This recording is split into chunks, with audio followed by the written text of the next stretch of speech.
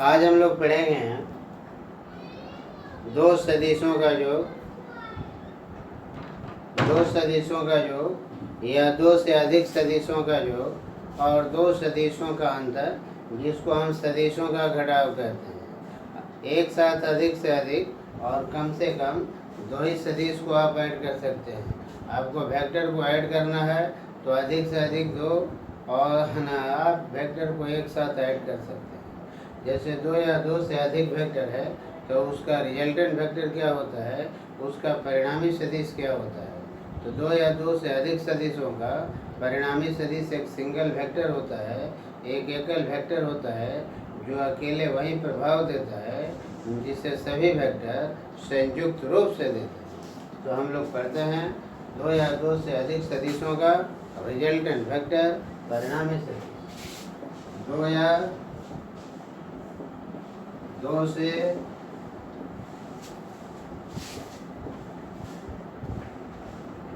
अधिक सदिशों का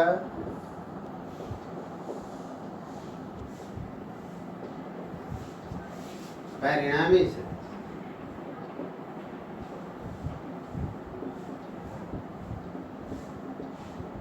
Resultant of two and more than two vectors.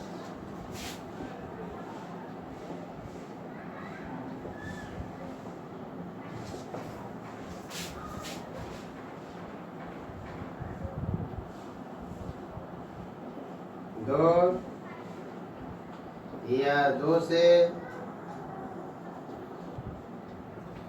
या दो से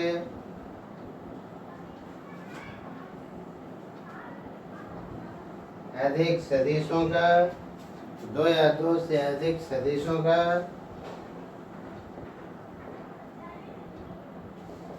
परिणामी सदिश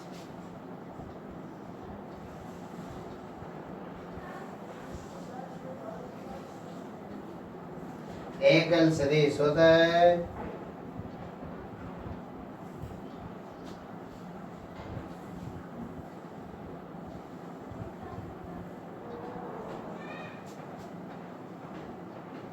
जो अकेले वही प्रभाव देता है जैसे सभी वेक्टर संयुक्त रूप से देते हैं, एक साथ मिलकर देते हैं।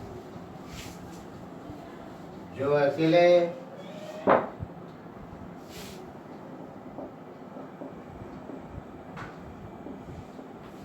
वही प्रभाव देता है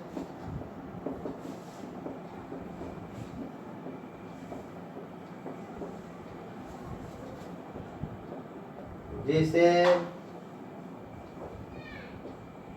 सभी सदिश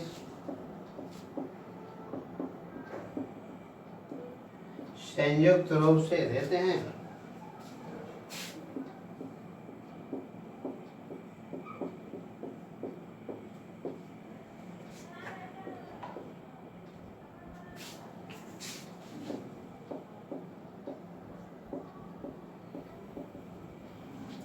अब हम लोग लेते हैं दो सदिशों का योग हम लोग कैसे करेंगे। तो दो सदिशों को जोड़ने के लिए दो नियम दिए जाते हैं। एक नियम को कहा जाता है सदिश योग का त्रिभुज नियम, और एक नियम को कहा जाता है सदिश योग का समांतर चतुर्भुज नियम। सदिश योग का त्रिभुज नियम क्या है, triangular law of vector addition क्या है। तो सदिश योग का त्रिभुज नियम कहता है कि यदि किसी त्रिभुज की दो भुजाएं एक ही क्रम में, परिमाण और दिशा में दोनों सदिशों को निरूपित करें तो त्रिभुज की जो तीसरी भुजा होती है वह विपरीत क्रम में, परिमाण एवं दिशा में परिणामी सदिश को निरूपित करती है। सदिश योग का त्रिभुज नियम। अब हम लोग देखते हैं कि सदिश योग का त्रिभुज नियम क्या है।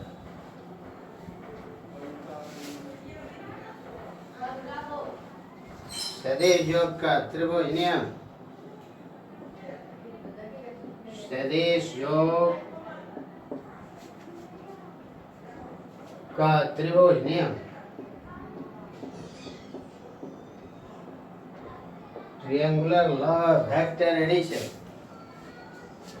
ट्रायंगुलर लॉ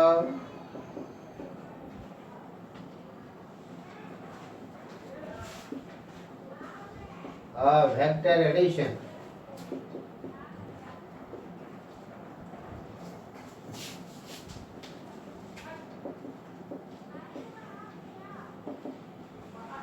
यदि किसी त्रिभुज की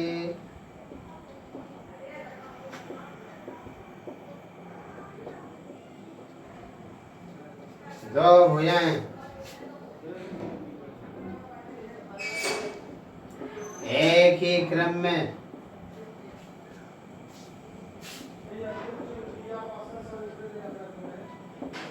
परिमाण एवं दिशा में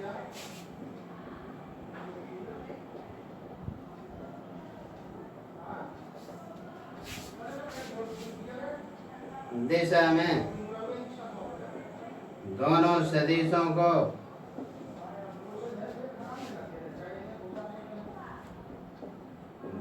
सदिशों को निरूपित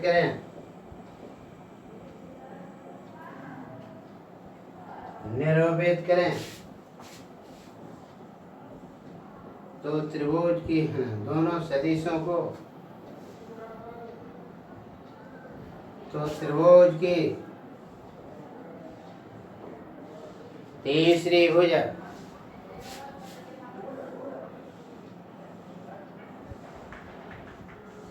विपरीत क्रम में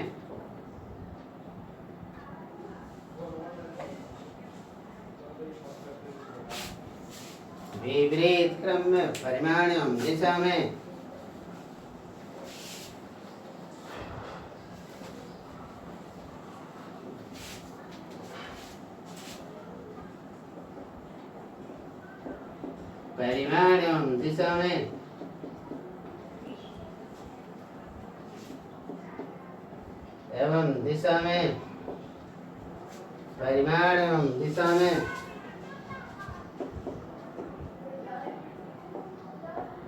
परिणामी सदिश को निरूपित करें।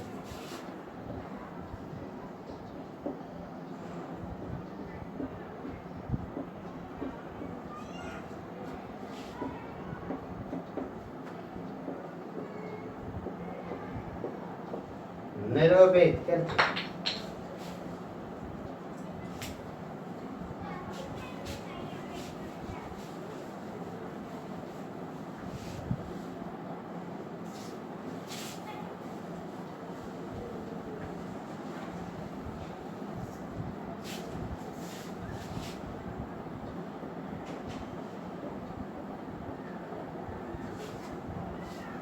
इसको कहा जाता है सदिश योग का त्रिभुज नियम। जैसे मान लीजिए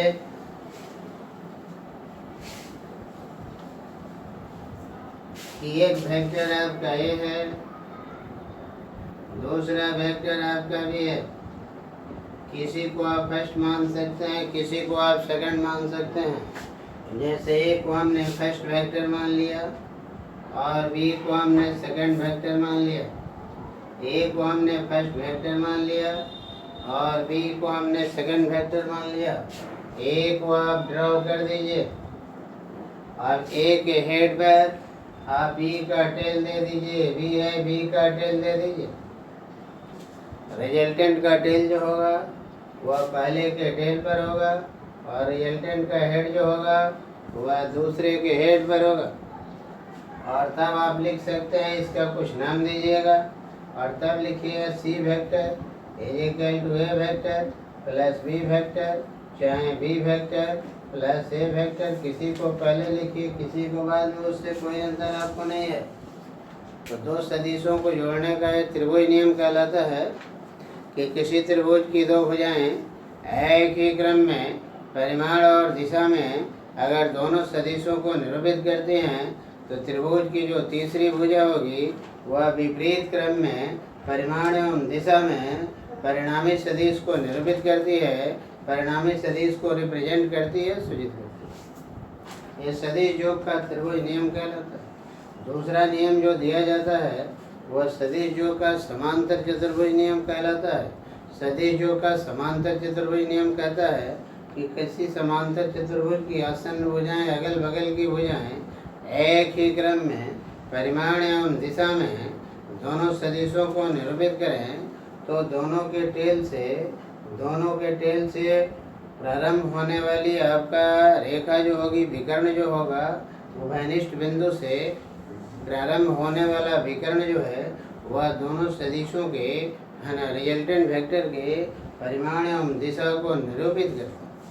तो समांतर चतुर्भुज नियम कहता है कि किसी समांतर चतुर्भुज की आसन्न भुजाएं परिमाण एवं दिशा में दोनों सदिशों को निरूपित करें तो वनिष्ठ बिंदु से प्रारंभ होने वाला विकर्ण परिमाण एवं दिशा में परिणामी सदिश को रिप्रेजेंट करता है, परिणामी सदिश को सूचित करता है। तो हम लोग पढ़ते हैं सदिश योग का समांतर चतुर्भुज नियम। सदिश योग का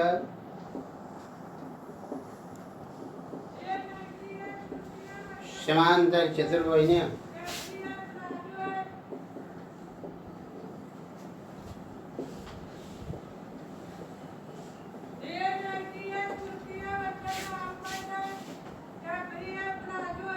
पैरेललोग्राम लॉ ऑफ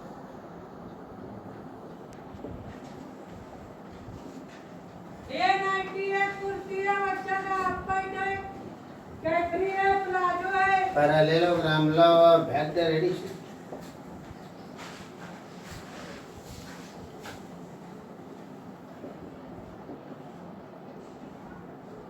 रूल क्या कहता है? यदि किसी समांतर चतुर्भुज की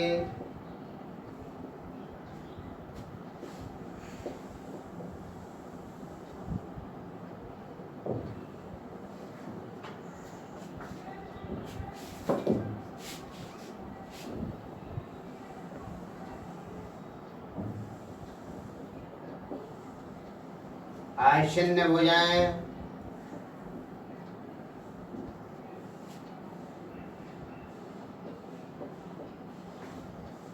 परिमाण एवं दिशा में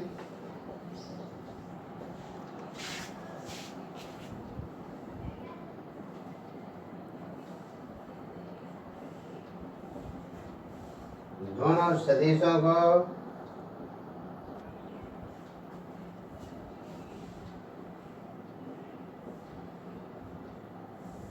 निरूपित करें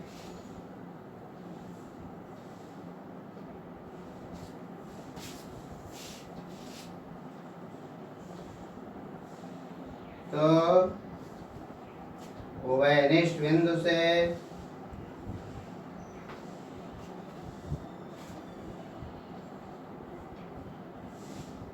प्रारंभ होने वाला विकर्ण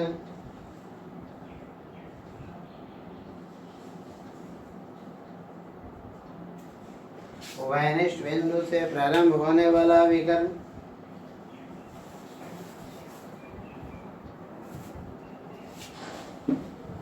परिमाण एवं दिशा में परिणामी सदिश को निरूपित करें।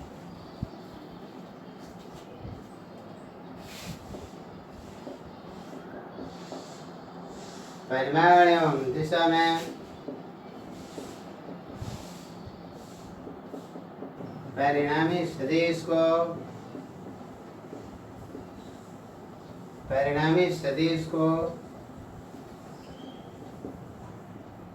निरूपित करता है।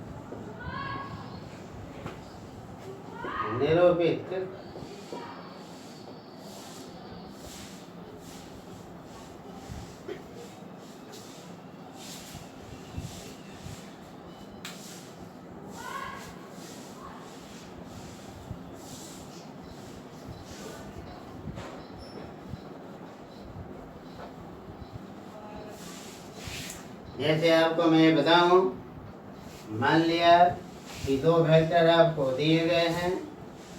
मान लिया कि एक वेक्टर आपका ये है और एक वेक्टर आपको भी है, और दोनों वेक्टर को आपको ऐड करना है, जोड़ना है। दोनों के टेल को मिला दें। जैसे ए और बी आपको दो वेक्टर दिए गए हैं, तो ए और बी जो दोनों वेक्टर आपका दिए गए हैं, दोनों के टेल को क्या कीजिए, दोनों के टेल को आप मिला दीजिए। वेक्टर ए की वेक्टर ए है और ये वेक्टर भी है। अब दोनों का उभयनिष्ठ बिंदु टेल यहाँ पर है। पैरेललोग्राम बनाइए। ये पैरेललोग्राम में वेक्टर ए हो गया, ए पैरेललोग्राम में आपका वेक्टर बी हो गया, और दोनों के उभयनिष्ठ बिंदु से डायगोनल स्टार्ट हो रहा है, जिसको हमने सी लिख दिया। अगर आप इधर से आते हैं, ये फर्स्ट वेक्टर हो गया, इसके हेड पर इसका टेल है, रिजल्टेंट का टेल पहले के टेल पर है, हेड दूसरे के हेड पर है, तो आप लिखिएगा बी वेक्टर आप प्लस ए वेक्टर बराबर सी। अगर इधर से आप आते हैं, तो ये आपको फर्स्ट वेक्टर हो गया, ये आपको सेकंड वेक्टर। इसके हेड पर इसका टेल है, रिजल्टेंट का टेल पहले के टेल पर है, हेड दूसरे के हेड पर है, तो ए वेक्टर अब प्लस आपका बी वेक्टर बराबर सी वेक्टर। दोनों का रिजल्ट एक ही है, इसलिए ए वेक्टर प्लस बी वेक्टर बराबर B vector plus A vector. A first है, ए सेकंड है, ई फर्स्ट है, ई सेकंड है। इसी का नाम दिया गया है क्रम विनिमय। क्रम विनिमय नियम, जिसको कहा जाता है कम्यूटेटिव लॉ। कम्यूटेटिव लॉ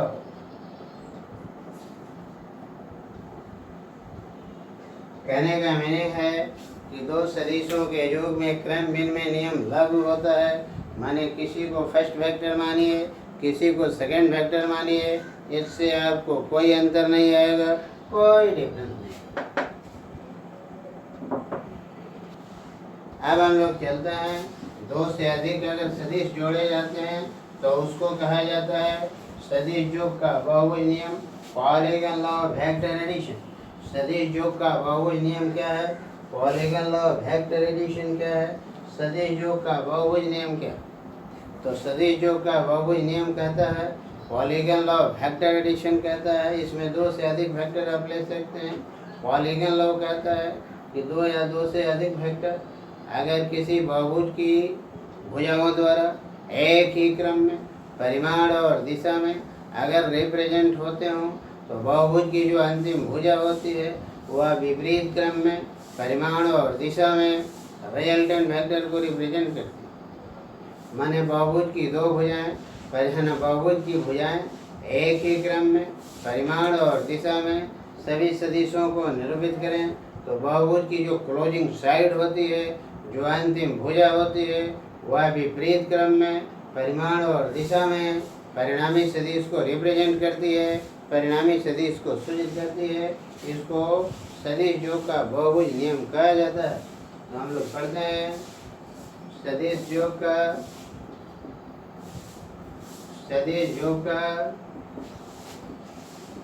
बहुभुज नियम। सदिश योग का बहुभुज नियम polygon law of vector addition.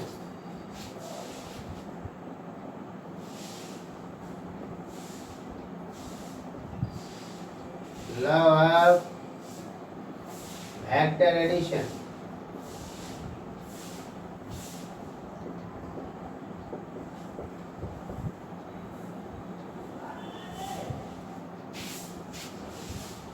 यदि बहुभुज की भुजाएं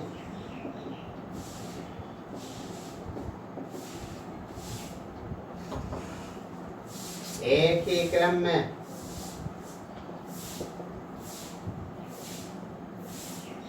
परिमाण एवं दिशा में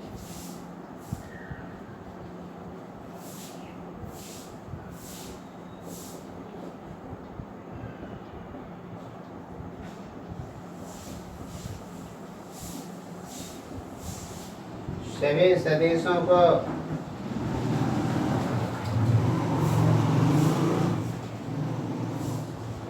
निरूपित करें,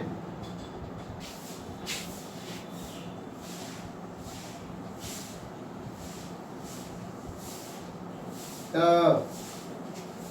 बहुभुज की अंतिम भुजा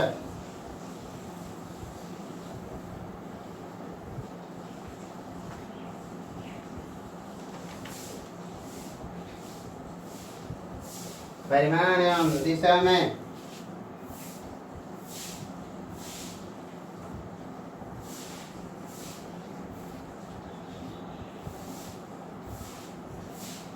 विपरीत क्रम में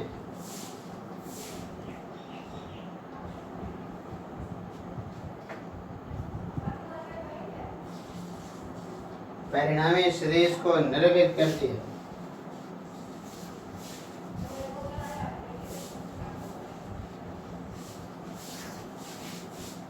परिणामी सदिश को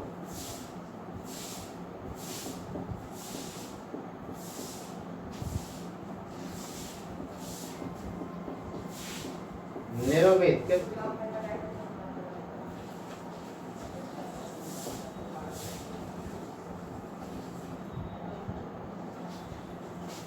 रिजल्टेंट वेक्टर को रिप्रेजेंट करती है, परिणामी सदिश को निरूपित करती है, रिजल्टेंट वेक्टर को रिप्रेजेंट करती है। जैसे आपको मैं बताता हूँ, आप 3 वेक्टर भी ले सकते हैं, 3 से अधिक वेक्टर भी ले सकते हैं। आप 3 वेक्टर भी ले सकते हैं और 3 से अधिक वेक्टर भी ले सकते हैं। देखिए,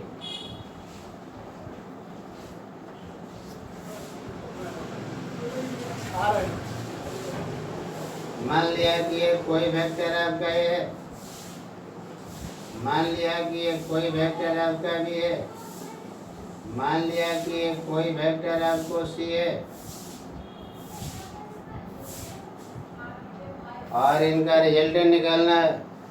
तो सेम ऑर्डर लेने के लिए एक वेक्टर के हेड पर हम दूसरे के टेल को क्या करते हैं, मिलाते जाते हैं। जैसे वेक्टर आपका ये है, इसके हेड पर बी का टेल दे दिया, बी के हेड पर सी का टेल दे दिया, रिजल्टेंट का टेल ए के टेल पर रहेगा और रिजल्टेंट का हेड जो है सी के टेल पर रहेगा।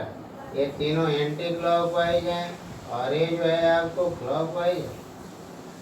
तो सदिश योग का बहुभुज नियम कहता है कि किसी बहुभुज की भुजाएं एक ही क्रम में in the same order, magnitude और डायरेक्शन में आपको निरूपित करती हूँ, तो क्लोजिंग साइड जो होता है वह विपरीत क्रम में, परिमाण और दिशा में रिजल्टेंट वेक्टर को रिप्रेजेंट करता है, परिणामी सदिश को सूचित करता है, रिप्रेजेंट करता है। जैसे ए और बी है, त्रिभुज नियम लागू कीजिएगा तो इसका एक रिजल्टेंट है, रिजल्टेंट मिलेगा और यह रिजल्टेंट आपको मान लिया लिख दिया ई के बराबर। तो आप कितना लिख सकते हैं, ई वेक्टर बराबर आपका ए वेक्टर प्लस आपको बी वेक्टर। अब बी और ए और बी का रिजल्टेंट आपका ई हो गया। अभी फर्स्ट वेक्टर हो गया, सी सेकंड वेक्टर हो गया, डी रिजल्टेंट हो गया। तो आप डी को लिख सकते हैं, डी बराबर ई वेक्टर आप प्लस आपको सी वेक्टर। ई वेक्टर को आप कितना लिखिएगा, ई वेक्टर माने ए वेक्टर प्लस बी वेक्टर और ये हो गया आपका सी वेक्टर। अगर बी से आप शुरू करते हैं तो बी के हेड पर सी का टेल है, रिजल्टेंट का टेल जो होगा, रिजल्टेंट का टेल पहले के टेल पर होगा और हेड जो होगा वह दूसरे के हेड पर होगा, हेड जो होगा वह दूसरे के हेड पर होगा। इसको हमने एफ लिख दिया, ये एफ। तो आप एफ लिख सकते हैं, एफ बराबर B vector plus C vector. आप बी और सी को हटा दीजिए, एक वेक्टर आपका ए हो गया, दूसरा वेक्टर आपका एफ हो गया, उसका रिजल्टेंट डी हो गया। तो आप डी को कितना लिखिएगा, डी वेक्टर बराबर A vector plus A vector, यानी डी वेक्टर बराबर A vector plus B vector plus C vector. A और बी ये दोनों इक्वल हैं, इसलिए आप लिख सकते हैं A vector plus B vector plus C vector बराबर A vector plus B vector plus C vector. और इसी का नाम दिया गया है एसोसिएटिव लॉ, एसोसिएटिव लॉ, जिसको कहा जाता है साहचर्य। एसोसिएटिव लॉ साहचर्य, यानी किसी दो वेक्टर को जोड़कर तीसरे वेक्टर को ऐड कीजिएगा, उससे कोई अंतर नहीं है, तो ये आपका कहलाता है सदिश योग का बहुभुज नियम।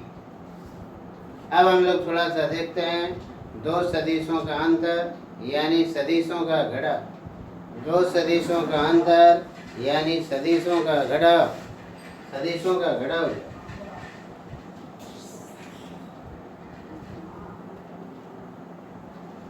दो सदिशों का अंतर या सदिशों का घड़ा,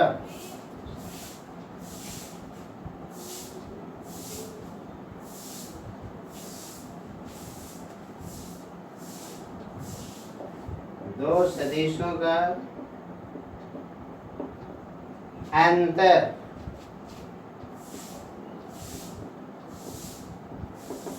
इसी को कहा जाता है दो सदिशों का घटाव,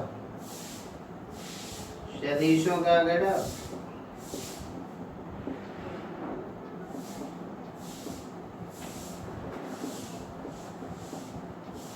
Subtraction of vectors,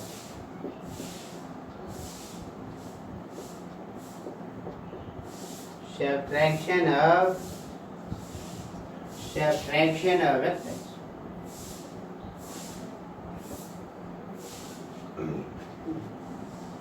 जिस वेक्टर को माइनस करना रहता है, वेक्टर के लिए सदिशों के अंतर के लिए डिफरेंस ऑफ टू वेक्टर के लिए कोई अलग रूल नहीं दिया जाता है।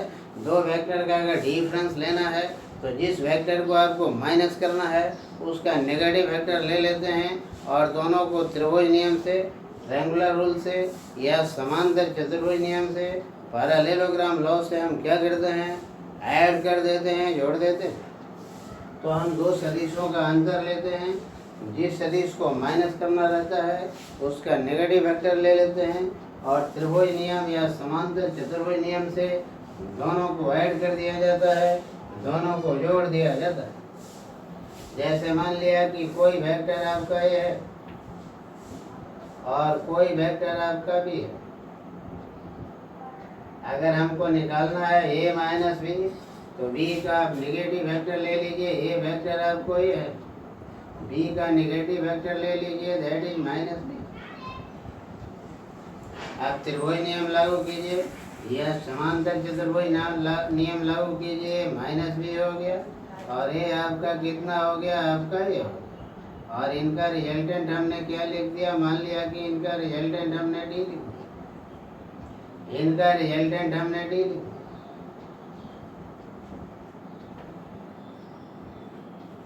आपने ऐड किसको किया, डी वेक्टर कितना हो गया, आपने ऐड किया ए वेक्टर और माइनस बी वेक्टर, यानी आपको ए माइनस।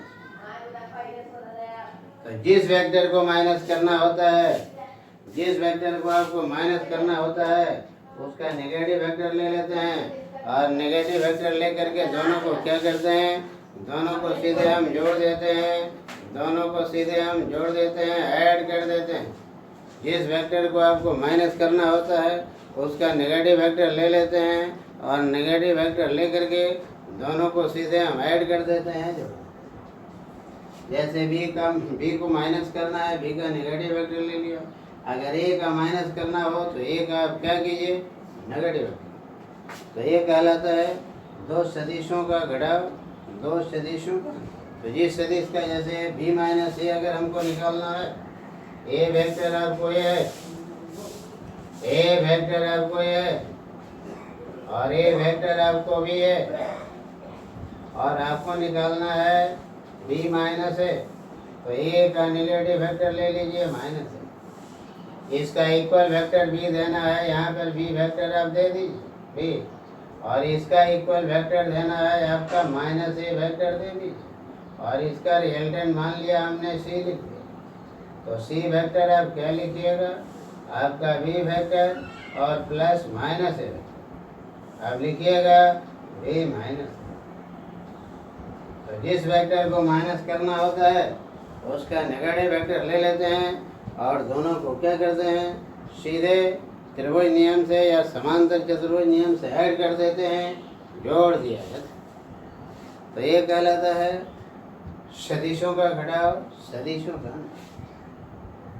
अब हम लोग देखते हैं कि दो वेक्टर अगर आपको दिए गए हैं तो दोनों वेक्टर का जो रिजल्टेंट वेक्टर होगा, दोनों वेक्टर का जो परिणामी सदिश होगा उसका मैग्नीट्यूड क्या होगा और उसका डायरेक्शन क्या होगा। उसका परिमाण क्या होगा और उसकी दिशा क्या होगी। आप जानते हैं कि किसी भी वेक्टर को रिप्रेजेंट करना होता है तो हम तीर निशान का यूज करते हैं, और तीर निशान का जो शीर्ष होता है वह वेक्टर की दिशा को रिप्रेजेंट करता है, और तीर निशान की जो लंबाई होती है वह वेक्टर के परिमाण को सूचित करती है। जिस वेक्टर का परिमाण आपका परिमाण को सूचित करती है परिमाण के बराबर नहीं होती है। क्यों नहीं होती है? इसलिए कि वेक्टर अगर मान लिया कि आपका वेग वेक्टर है तो उसका यूनिट मीटर पर सेकंड होता है, तीर की लंबाई का यूनिट मीटर होता है, मीटर कभी मीटर पर सेकंड के बराबर नहीं हो सकता। जैसे आप त्वरण को रिप्रेजेंट करते हैं तो त्वरण का यूनिट मीटर पर सेकंड स्क्वायर होता है, और लंबाई का SI मात्रक मीटर होता है, कभी भी मीटर पर सेकंड स्क्वायर के बराबर नहीं होता। इसलिए कहा जाता है कि तीर की लंबाई जो होती है वह वेक्टर के मैग्नीट्यूड को रिप्रेजेंट करती है, उसके बदले आती है, उसको सूचित करती है। एक चीज़ और है कि आपको हमने बताया था लोकलाइज्ड वेक्टर, यह है आपका स्थिर सदिश लोकलाइज्ड वेक्टर, डिस्प्लेसमेंट वेक्टर और पोजीशन वेक्टर। डिस्प्लेसमेंट का विस्थापन का यूनिट मीटर होता है, तीर की लंबाई का यूनिट भी मीटर होता है, इसलिए पोजीशन वेक्टर और डिस्प्लेसमेंट वेक्टर दोनों के लिए तीर की लंबाई जो होती है वह वेक्टर के परिमाण के बराबर होती है। बराबर इसलिए होती है कि न्यूमेरिकल वैल्यू भी मेल खाता है और यूनिट भी मेल खाता है। ये चीज़ होता है, यूनिट भी मेल खाती है और न्यूमेरिकल वैल्यू भी मेल खाता है।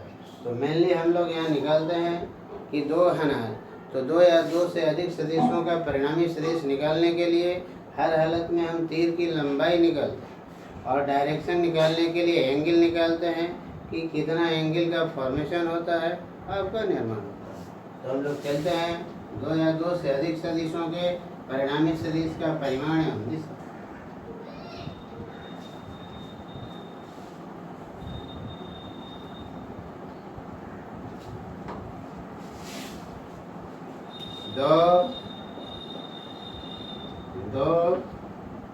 दो सदिशों के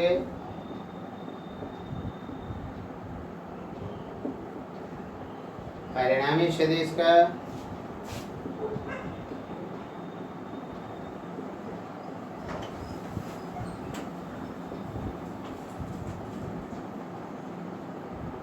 परिमाण एवं दिशा।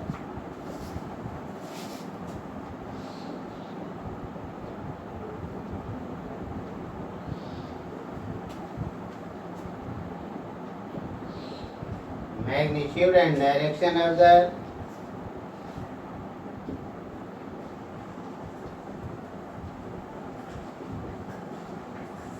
magnitude and direction of the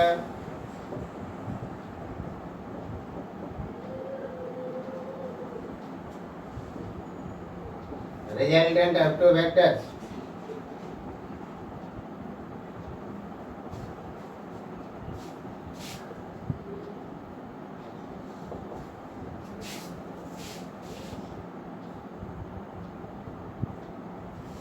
आप त्रिभुज भी फॉर्म कर सकते हैं, आप समांतर चतुर्भुज भी बना सकते हैं, दोनों में किसी का आप यूज कर सकते हैं, ये इस्तेमाल कर सकते हैं।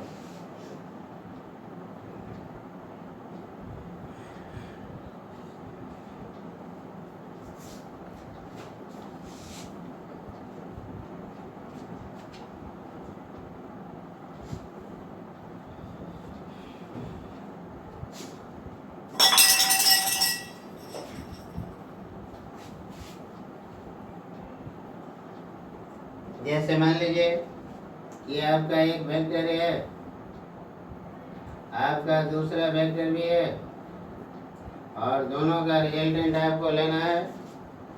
त्रिभुज अगर बनाना चाहते हैं, ये वेक्टर आपका ए हो गया, इसके हेड पर बी का टेल दे दीजिए, ये बी का टेल हो गया, रिजल्टेंट का टेल पहले के टेल पर रहेगा, रिजल्टेंट का हेड दूसरे के हेड पर रहेगा। मान लिया कि रिजल्टेंट जो है वेक्टर ए से कोई एंगल अल्फा फॉर्म करता। अब आप क्या कीजिए कि इसको थोड़ा सा बढ़ा दीजिए, और बढ़ा करके यहाँ से नॉर्मल आप ड्रॉ कर दीजिए, लंब डाल दीजिए, दोनों वेक्टर के बीच का एंगल ये थीटा हो गया। ओ पी आपका क्यू और क्या हो गया आपको।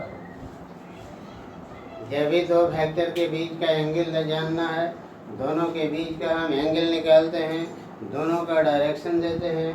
कहीं भी किसी भी वेक्टर का डायरेक्शन आपको दिशा निकालनी है, किसी भी वेक्टर का डायरेक्शन निकालना है, तो हर हालत में आपको एंगल लेना होगा। ये वेक्टर इस डायरेक्शन में है, इस डायरेक्शन में है, तो दोनों के बीच का यह एंगल। अगर समांतर चतुर्भुज आप बनाना चाहते हैं तो समांतर चतुर्भुज बनाने के लिए ये वेक्टर आपका ए हो गया और ये वेक्टर आपका जो है बी हो गया, और दोनों के बीच का एंगल आपको थीटा हो गया। इसका इक्वल वेक्टर आप ए ले लीजिए, इसका इक्वल वेक्टर आप बी ले लीजिए, यही बी हो गया, और ये इनका रिजल्टेंट आपका कोई वेक्टर सी हो गया। इसको उसी तरह से आगे बढ़ा दिया, किसी फिगर का आप इस्तेमाल कर और आपका नॉर्मल ड्रॉ कर दिया। ओ पी आपका क्यू और ए अल्फा है और ए थीटा। तो दो सदिशों का रिजल्टेंट वेक्टर निकालने के लिए हर हालत में हम तीर की लंबाई निकालते हैं, आपका फाइंड आउट करते हैं। अब देखिए साइन थीटा, साइन थीटा आपको कितना है, लंब ट्रायंगल देना है, दे सकते हैं triangle P R Q sine theta, कितना साइन थीटा है, लंब, लंब क्या हो गया आर क्यू, कर्ण क्या हो गया पी आर क्यू बराबर आर क्यू, और पी आर कितना हो गया, पी आर वेक्टर बी का मॉड मैग्नीट्यूड। हर हालत में तीर की लंबाई जो होगी वेक्टर मैग्नीट्यूड आपका सूचित करेगी। आर क्यू कितना लिखिएगा, दैट इज बी साइन। तो ये आपका जो है R Q A B sine theta के क्या हो गया, ये आपको किसके बराबर हो गया, ये बी साइन थीटा के आपको इक्वल हो गया।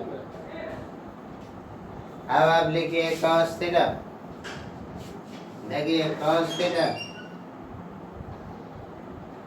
थीटा आधार क्या लिखिएगा पी क्यू, देखिए वहाँ पी क्यू है, कर्ण क्या लिखिएगा पी आर बराबर पी क्यू, पी आर क्या लिखिएगा, पी आर लिखिएगा वेक्टर बी का मोड, इसी को आप लिख सकते हैं बराबर पी क्यू बटा बी। इसलिए पी क्यू कितना लिखिएगा आपका बी कॉस।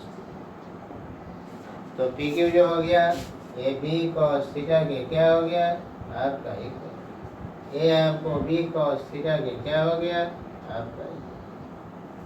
आप पाइथागोरस थ्योरम का इस्तेमाल कर सकते हैं। पाइथागोरस थ्योरम से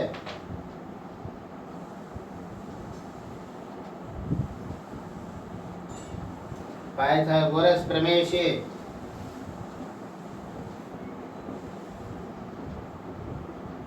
कर्ण का स्क्वायर ओआर स्क्वायर बराबर क्या लिखिएगा, O Q square plus Q R, O R square बराबर ओ क्यू क्या लिखिएगा, O P plus P Q का होल स्क्वायर प्लस आपका क्यू आर का स्क्वायर। ओ आर कितना लिखिएगा वेक्टर सी का मॉड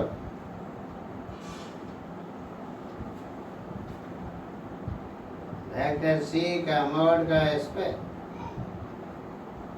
बराबर ओपी, ओपी क्या लिखिएगा वेक्टर ए का मॉड प्लस आपका पी क्यू क्या लिखिएगा, पी क्यू आपका बी कॉस थीटा का whole square plus Q R क्या लिखिएगा आपका क्यू आर आपका बी साइन थीटा का, वो तो ऑलरेडी आपको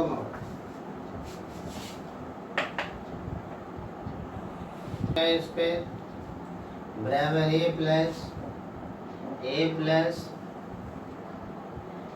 प्लस आपका बी कॉस थीटा का होल स्क्वायर प्लस आपका बी स्क्वायर आपका साइन स्क्वायर।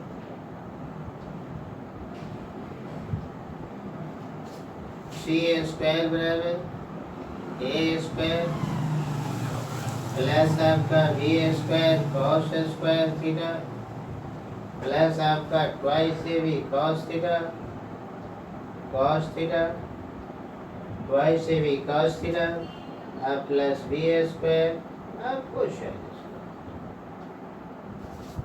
सी स्क्वायर बराबर A square plus B square, आप कॉमन ले लीजिए, आपका साइन स्क्वायर थीटा,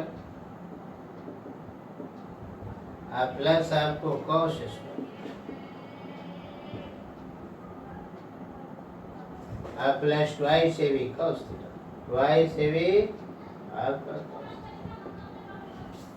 बराबर A square plus B square plus twice A B आपका कॉस। सी का मैग्नीट्यूड कितना होगा? सी का magnitude root over A square plus B square plus twice A B आपका कॉस।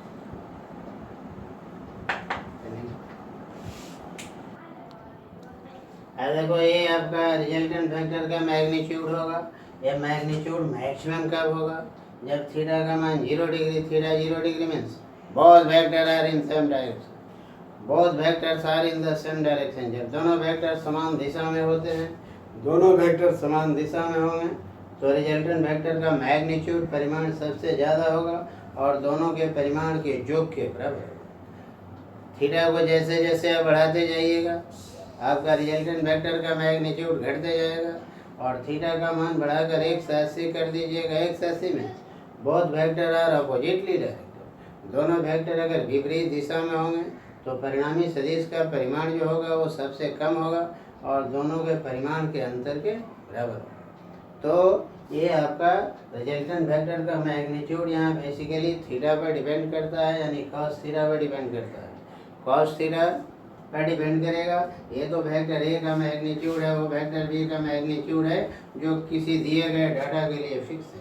मेनली आपको जो है थीटा वेरी कर सकता है, थीटा वेरी करेगा और रिजल्टेंट मेनली आपको कॉस थीटा पर डिपेंड करेगा। अब अगर रिजल्टेंट वेक्टर का एंगल आपका निकालना है, रिजल्टेंट वेक्टर का डायरेक्शन निकालना है तो हर हालत में हमको एंगल निकालना होगा।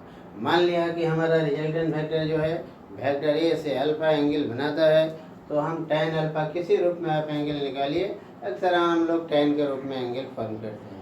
तो हम लोग निकालते हैं कि tan अल्फा का मान कितना होगा, tan अल्फा का मान कितना के बराबर होगा, कितना के इक्वल होगा। मान लिया कि परिणामी सदिश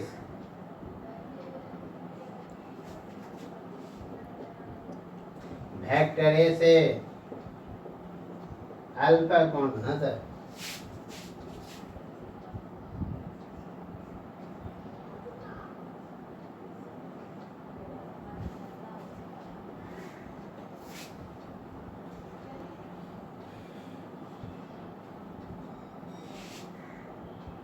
हम tan अल्फा लेकर चलते हैं। ट्रायंगल क्या लेंगे? ट्रायंगल लेंगे आपका triangle O R Q, triangle O R Q. tan alpha लंब क्या लिखिएगा? लंब आपको आर क्यू, लंब आपको आर क्यू, आधार क्या लिखिएगा? ओ क्यू, आपको आर क्यू, ओ क्यू क्या लिखिएगा? O P plus P Q, O P plus P Q, O P plus P Q.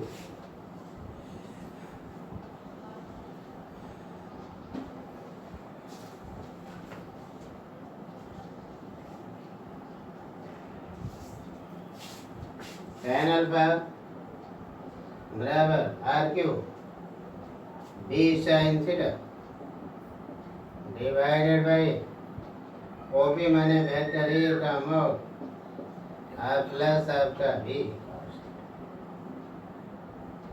यानी आपका B sine theta divided by आपका ए प्लस आपका बी। इसलिए अल्फा बराबर tan इनवर्स आपका B sine theta divided by आपका A plus आपका B. ये एंगल होता है। दो वेक्टर के बीच का जब भी हमको एंगल लेना हो हम यूज कर सकते हैं tan inverse b sin theta divided by a plus b cos theta. अब इसमें हम कुछ स्पेशल केस विशेष स्थितियां दिखाते हैं। स्पेशल केस दिखाते हैं when theta is equal to 0 degree, जब थीटा 0 डिग्री के इक्वल हो। when theta is equal to 90 degree, जब थीटा 90 डिग्री के बराबर हो, माने दोनों वेक्टर आपका mutually both are mutually perpendicular to each other. और तीसरा हम लोग दिखाते हैं कि theta is equal to 180 degree, यानी दोनों वेक्टर के बीच का एंगल 180 डिग्री के इक्वल, माने दोनों वेक्टर विपरीत दिशा।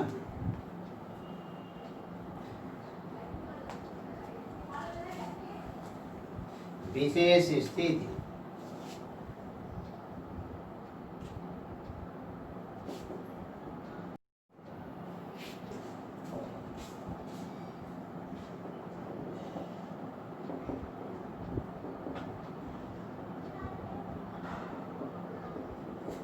विशेष स्थितियां स्पेशल केसेस।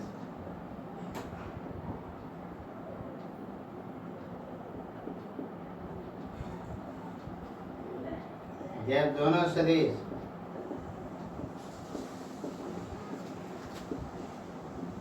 समान दिशा में हो,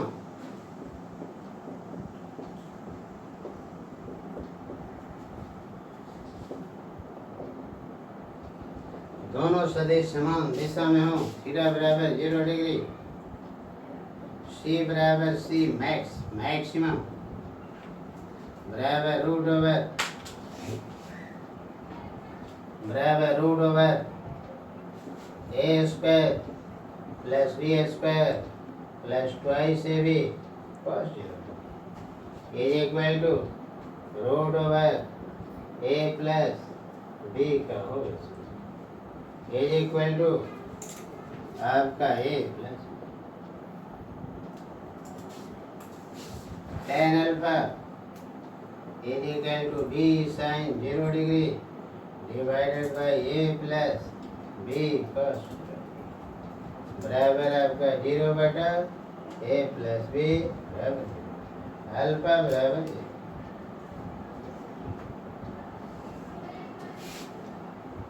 दूसरा हम लोग देते हैं थीटा बराबर 90 डिग्री।